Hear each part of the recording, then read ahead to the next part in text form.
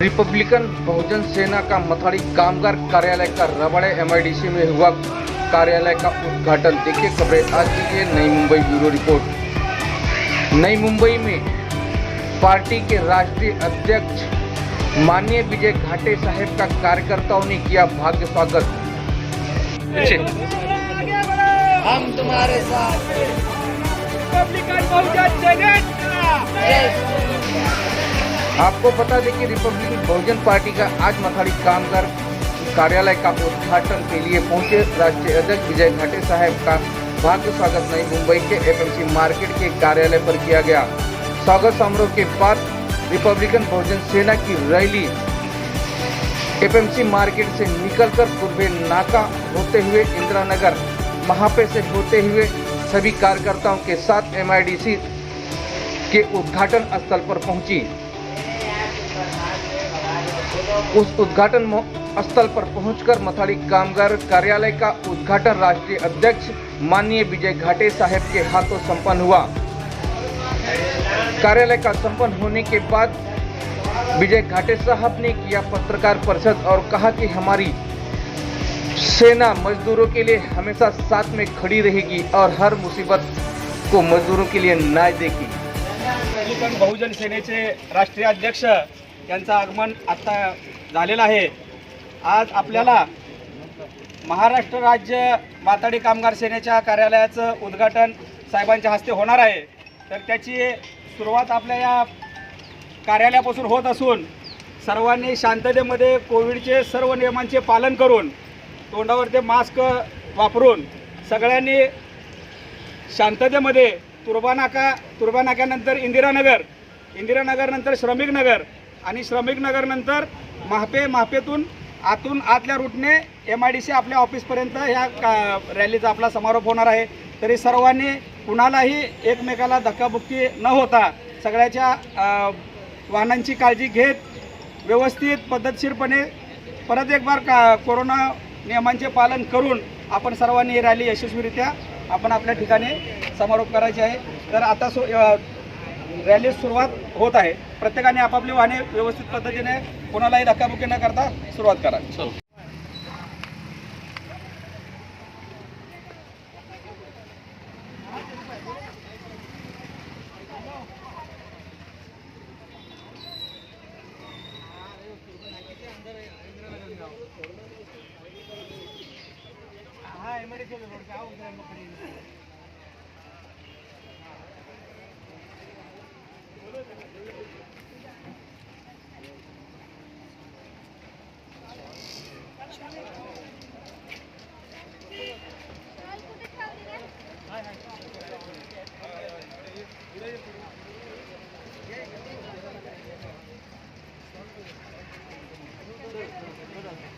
फूल आहे फूल घे तू ये पुढे हा बाबा पुढे वहिनी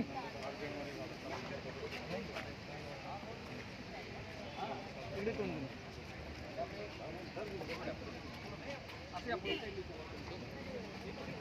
एक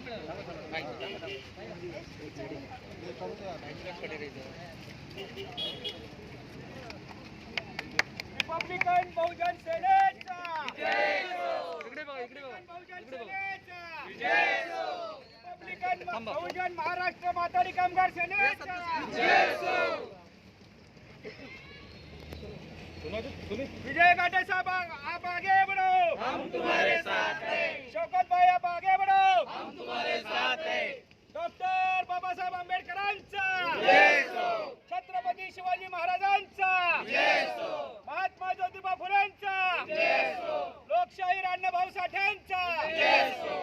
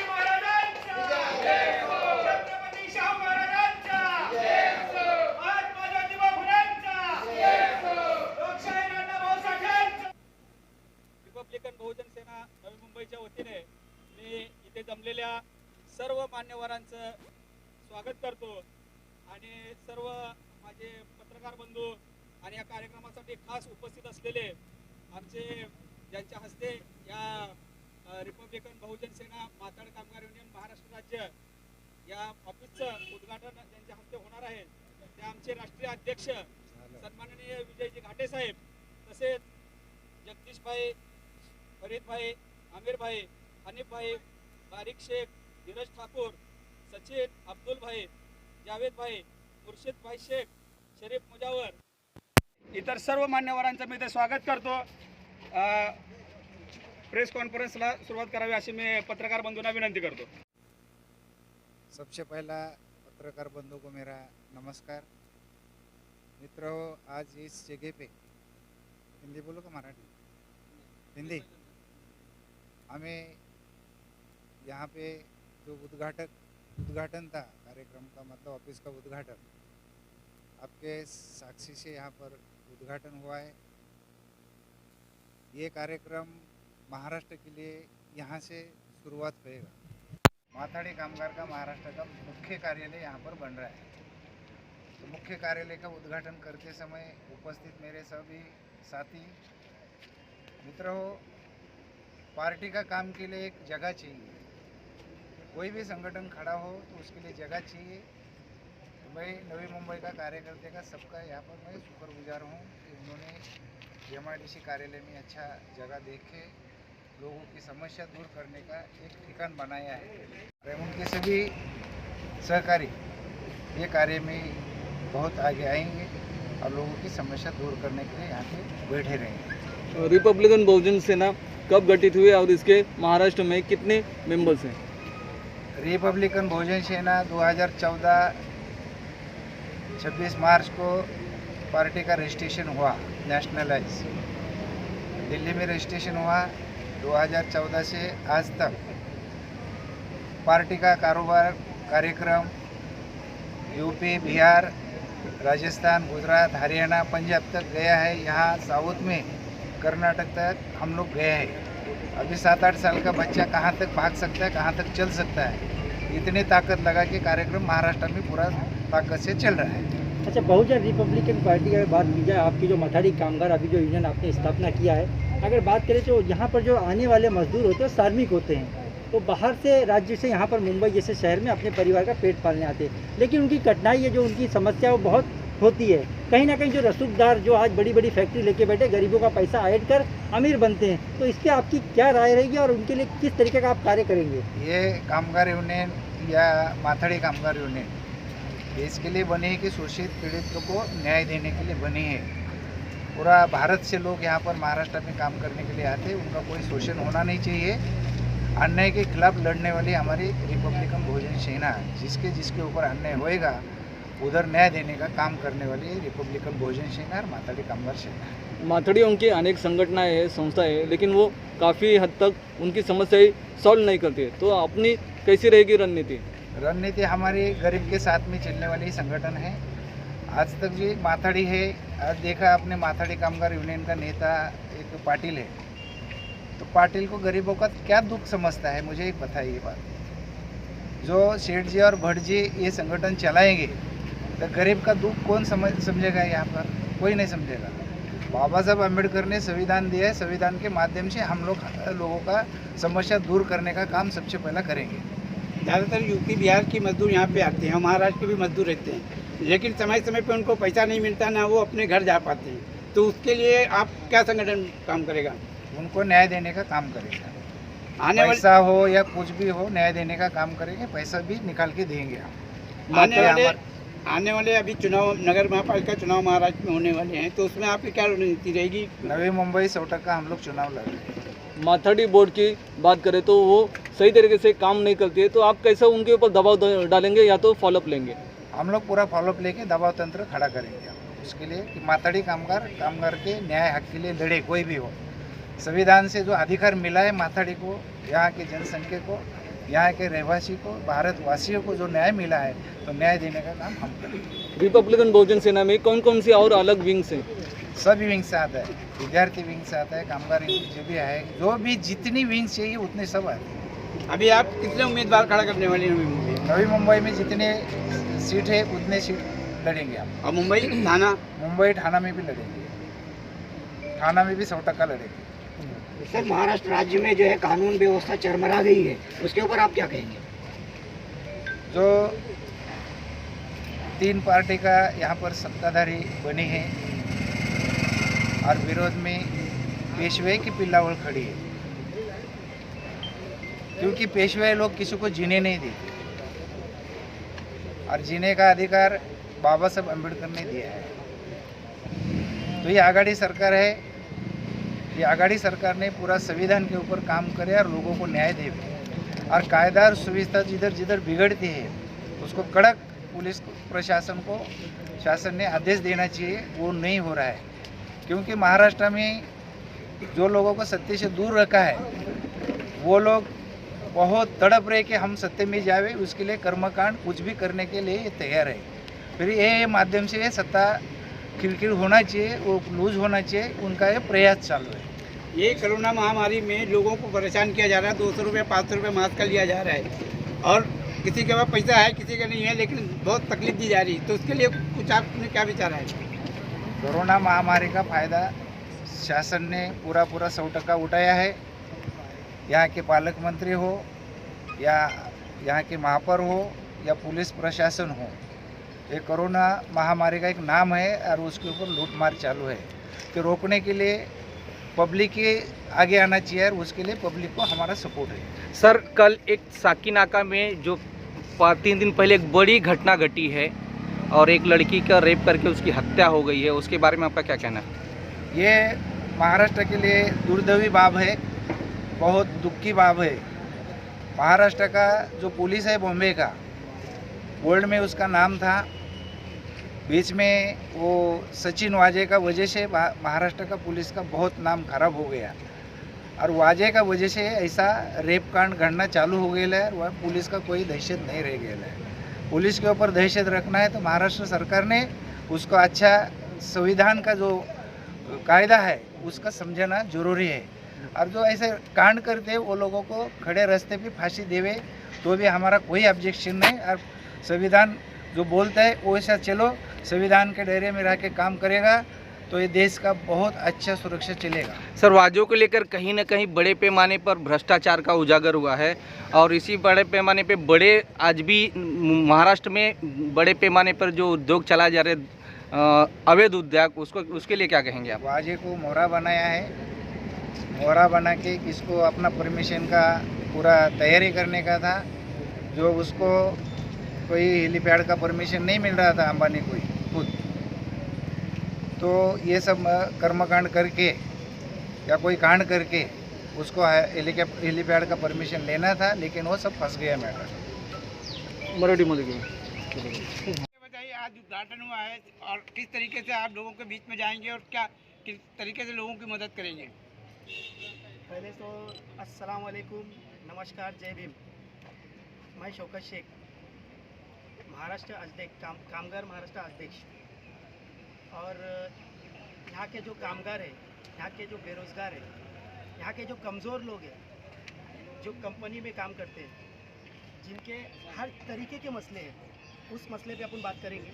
सबसे पहला ये ऑफिस का माध्यम से मैं बात करूँगा। ये ऑफिस किस बेसिक पे इधर स्थापन किया हम लोगों ने। बहुत सारे हम लोगों के पास अर्जा आया, बहुत सारी कंप्लेंट आई फैक्ट्री के बारे में, मिल्स के बारे में, या हमारे लोगों को ये तकलीफ़ है, हमारे लोगों को वो तकलीफ़ है, हमारे लोगों को ये तकलीफ़ है, हमारे लोगों को वो तकलीफ़ है। हमने उस चीज़ पे स्ट्रगल किया और देखा। आवाज फटेगा, नरेंद्र फटेगा।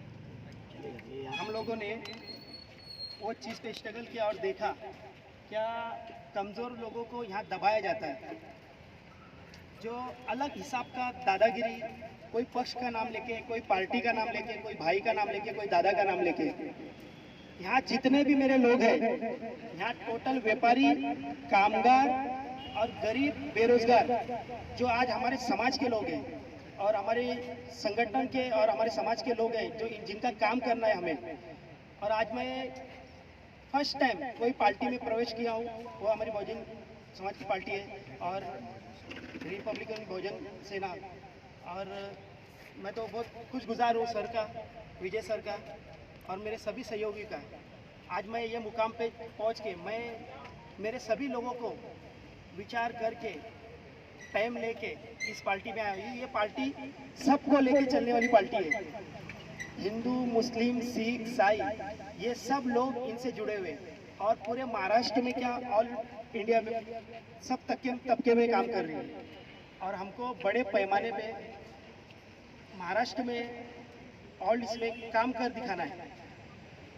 मेरे जितने भी बेरोजगार भाई हैं, मैं आज इधर से मैं एक प्रॉमिस करता हूँ, वादा करता हूँ, उनको ये आश्वासन देता हूँ। आज मुझको जैसा सपोर्ट किया है यहाँ के लोगों ने, मेरे जितने भी भाई हैं यहाँ पे बैठे हुए, जितने भी यहाँ पे बैठे हुए भाई हैं, मैं आज इनका बहुत खुशगुजार हूँ। मैं इनका बहुत मुबारकबाद देता हूँ इनको मेरी तरफ से भी। ऑलरेडी ये लोगों ने मुझे मुबारकबाद दिया, मैं इनको मुबारकबाद देता हूँ। क्या आपने मुझे चुना, ये नवी मुंबई में महाराष्ट्र में चुना, क्या गरीबों का मुद्दा जो कहीं तो दब गया है उस मुद्दे पे उठाया जाए और जो लोग इनके ऊपर अत्याचार करते हैं इनको मुंह तोड़ जवाब देने के लिए इंशाअल्लाह मैं आया हूँ और इंशाअल्लाह मैं कर दिखाऊंगा। माथाड़ी उनकी जो गवर्नमेंट की स्कीम है वो उन तक पहुंचती नहीं है, तो आप कैसे उनके पास पहुंचाओगे? बाबा साहब का जो संविधान है उस संविधान को लेके और कायदेशीर जो मुझसे बन पड़ेगा, मैं उनके काम के लिए, उनके रोजगार के लिए बढ़ चढ़ के आगे आऊंगा और मुझसे जो बन पड़ेगा मैं उनके लिए। आधी रात को मेरा एक कार्यालय खुला है और खुला रहेगा। यहाँ 12 घंटे मेरे लोग यहाँ बैठे रहेंगे। जो गरीब मेरे पास आएगा, जो लोग मुझे अर्जा देंगे, उनके लिए मैं काम करूंगा और कुछ कर दिखाऊंगा। चाहे वो कोई तबके का हो, चाहे कोई मजहब का हो, चाहे कोई भी किधर का हो, मेरे पास अगर कोई चीज का कंप्लेंट लेके आ रहा है और वो कायदेशीर है तो उसका उत्तर मैं देऊंगा ही देऊंगा, चाहे वो कोई भी रहने दो। आज मेरे पास जो हिसाब से मार्केट का मसला है, फ्रूट मार्केट का मसला है, भाजी मार्केट का मसला है, फैक्ट्री इंडस्ट्रियल एरिया का जो मसला है, MIDC का मसला है, बहुत सारे जो पेपर है वैसी धूल लग गए। क्यों लग गए? क्योंकि आज तक शौकत शेख ये पार्टी में आया नहीं था। अब शौकत शेख आ चुका है। अब जिसको जो करना है बिंदास करो, हम लोग मुंह तोड़ जवाब देने के लिए तैयार है।